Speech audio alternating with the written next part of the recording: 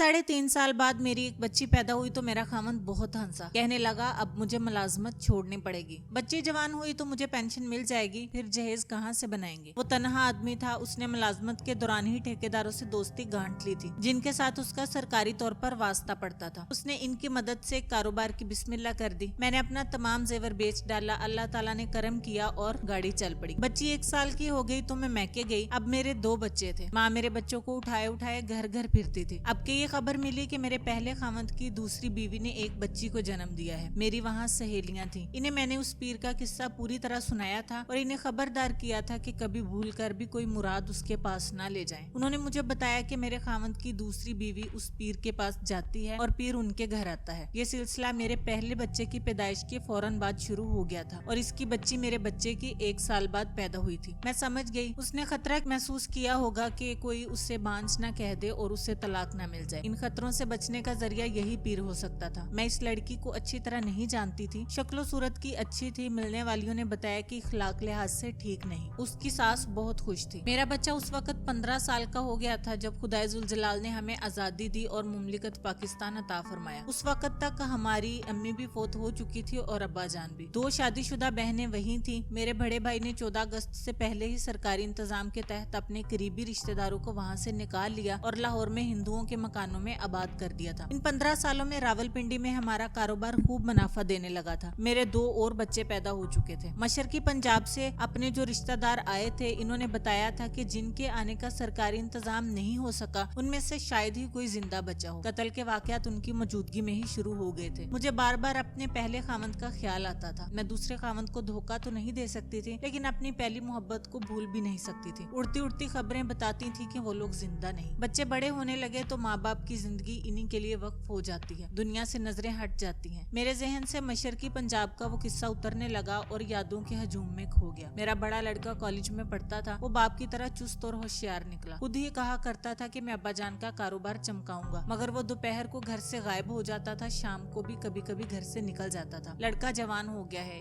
एक रोज उसके बाप ने मुझे कहा, इसके लिए कोई रिश्ता ढूंढो। मुझसे पैसे ले जाता है और मालूम नहीं कहाँ ले जाता है और क्या करता है। वो तो मुझसे भी पैसे ले लिया करता था, लेकिन मुझे ये उम्मीद नहीं थी कि मेरा बेटा आवारा होगा। इसकी आदतें सुलझी हुई थी। मैंने एक रोज उससे कहा, बेटा तुम्हारी शादी कर दें? उसने कहा, लेकिन मेरी पसंद की लड़की के साथ। तुम्हारी पसंद किसी कोठी में हो जहाँ कार भी हो तो मैं वहाँ नहीं जाऊंगी। वो इतनी गरीब लड़की है कि आप देखकर खुश हो जाएंगी, उसने कहा, लेकिन आप उसकी गुर्बत का ख्याल ना करना। उसने बताया कि ये लड़की जनाना कॉलेज में पढ़ती है और इसके साथ इसकी मुलाकात ओलों और बारिश के तूफान में हुई थी। मेरा बेटा लड़की को तन्हा और डरा सहमा देखकर तांगे में उसे घर तक छोड़ के आया। फिर इनकी मुलाकातें लड़की के कॉलेज से बाहर होती थी। अब भी वो उसे मिलने जाता था। लड़की 3rd ईयर में थी। मेरे बेटे ने मुझे इसके घर चलने को कहा। मैंने इसके बाप से जिक्र किया तो इसने कहा कि जाकर देख लो, लड़की अच्छी हुई तो रिश्ते की बात कर लेना और कोई गड़बड़ हुई तो हम अपने बेटे को इधर से हटाने की कोशिश करेंगे। मैं अपने बेटे के साथ चली गई। मेरे सामने गुर्बत का तस्वर ये था कि लड़की के वालिदैन हमारी तरह आसूदा हाल नहीं होंगे, लेकिन मैंने लड़की के घर में दाखिल हुई तो चकरा गई। गुर्बत ही गुर्बत थी। सिर्फ एक कमरे का कुआड़ सा था। बरामदे में एक औरत खाट पर बैठी थी। मैंने उसे देखा तो चौंकी। फिर ख्याल आया कि मुझे गलत फहमी हुई है। वो उम्र में मुझसे कुछ छोटी थी। हम बढ़ापे में दाखिल हो चुकी थी। उसने मुझे फौरन पहचान लिया। आहिस्ता आहिस्ता उठी। मेरी तरफ आते हुए इसके चेहरे पर हैरत का तासर गहरा होता गया। करीब आकर उसने सरगोशी की, तुम मेरे घर में कैसे? मैं यकीन नहीं करना चाहती थी, लेकिन मुझे यकीन करना पड़ा। वो मेरे पहले खामंद की दूसरी बीवी थी। मेरे गले लग गई। वो सिसक सिसक कर रो रही थी। कमरे से एक खूबसूरत और नौजवान लड़की निकली। मेरा बेटा साथ था। लड़की मुस्कुराई। मेरे बेटे ने उसे कहा, ये मेरी अम्मी है। वो कहाँ है? मैंने अपने पहले खामंद के मुतल्लिक पूछा। उसने दुपट्टे से आंसू पोंछते हुए इशारा किया कि अंदर है। मैं अंदर चली गई। चारपाई पर जैसे लाश पड़ी हो। मैंने इस लाश को पहचान लिया। मैंने इसका नाम लेकर बुलाया तो वो उठ खड़ा हुआ। 1-2 लम्हे हैरत से मुझे देखा। उसके बाल सफेद हो चुके थे। बेकाबू होकर मेरे साथ लिपट गया। गमों और गुर्बत ने उसे मार डाला था। मैं वहाँ बैठी तो मशरकी पंजाब के घरों की बातें शुरू हो गई। ये शख्स बड़ी मुश्किल से अपने बाल बच्चों को पाकिस्तान लाया था। घर के बाकी सब अफराद कत्ले आम का शिकार हो गए थे। लाहौर के रेफ्यूजी कैंप में ख्वार होते हुए रावलपिंडी पहुंचे और ये एक कमरे का खस्ता हाल क्वार्टर मिल गया। उधर के आसूदा हाल, इधर मुफलिस और कलाश हो गए। इसका छोटा बेटा भी 10वीं जमात में पढ़ता था। बड़ी ये बेटी थी जिसे इसने इस कॉलेज में दाखिल करा रखा था कि डिग्री लेकर कहीं मुलाजमत कर लेगी और अपना जहेज बना लेगी। वो खुद किसी प्राइवेट कारखाने में कलील तनख्वाह पर नौकरी करता था। कहता था कि सेहत जवाब दे गई है, मालिक नेक आदमी है, वो खैरात के तौर पर 120 रुपए माहवार दे देता है। उसने अपना सबसे बड़ा गम लड़की को बताया। कहने लगा अपनी तो गुजर गई है, बच्ची का जहेज ना बना तो ये इसी क्वार्टर में बूढ़ी हो जाएगी। यहाँ तो ये आलम है कि 2 मेहमान आ जाएं तो चाय की 2 प्यालियों के पैसे नहीं होते। मैंने लड़की को बहुत गौर से देखा। मेरी नजरों के सामने वो पीर आ गया जो बे औलाद औरतों को औलाद देता था। इस लड़की के खदोखाल में इस पीर की झलक बड़ी साफ थी। मैं मियाँ बीवी के साथ बातें करती रही, उनकी सुनती रही। पहले खामद ने मुझसे पूछा कि मेरा खामद क्या करता है। मैंने बताया तो इसने कहा तुम यहाँ किस तरह आई हो। मैंने उससे कहा कि मेरा बेटा लाया है। इसे ये तो ना बताया कि मैं लड़की को देखने आई हूँ। लड़की की माँ ने कहा ये एक रोज मेरी बेटी को यहाँ लाया था। उस रोज बड़ी तूफानी बारिश थी। अल्लाह इससे अजर दे, मेरी बेटी को घर पर छोड़ गया था। फिर मेरी बेटी मुझे बताती रही कि अपनी तरफ का लड़का है और बहुत नेक है। बहुत देर बाद मैं जाने के लिए उठी तो मेरे पहले खामद ने मेरा हाथ पकड़ लिया। उसकी आंखों में आंसू थे। फिर तो यहाँ नहीं आओगी, इसने बड़ी ही उदास और अलील मुस्कुराहट से कहा। कौन कहे फिर कब मिल बैठे जन्म जन्म के साथी। मैं आऊंगी, मैंने रुंधी हुई आवाज में कहा। मैं जरूर आऊंगी। अपने घर आने तक मैंने तांगे में अपने बेटे के साथ कोई बात न की। इसने 3-4 बार पूछा